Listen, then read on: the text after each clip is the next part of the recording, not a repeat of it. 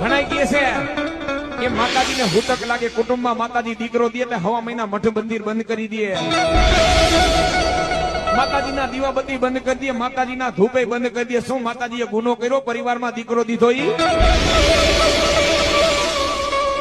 મારી માં ખોડિયાલ સુમનદેવ પરમારના ઢોલિયા માથે હુયાણી થઈને આપોઆપ જેથી નવખંડનો જન્મ કરાવ્યો તેથી મારી માને હુતક નહોતું લાગ્યું. તેથી હુતક ક્યાં ગયું? તો આ તો માણસો બધા હાલી નીકળ્યા છે. જેટલી અંધશ્રદ્ધા હોય ને ત્યાં કુટુંબ દુખી થાય. જેટલી તમે અંધશ્રદ્ધા રાખો એટલે કુટુંબ એટલું ધંધે લાગે. બાકી કુટુંબની માલિકો મારી માં દીકરો દે ને દીકરાનો કોઈ દી હુતક નો લાગે. હુતક ક્યારે લાગે? 20 વર્ષનો દીકરો, 25 વર્ષનો દીકરો. આ લોક છોડીને પરલોક હોયા જાય તેથી માતાજીના મઠમાં તમે જઈને દર્શન કરજો. મારી માના તેજમાં ઝાખપ આવી જાહે.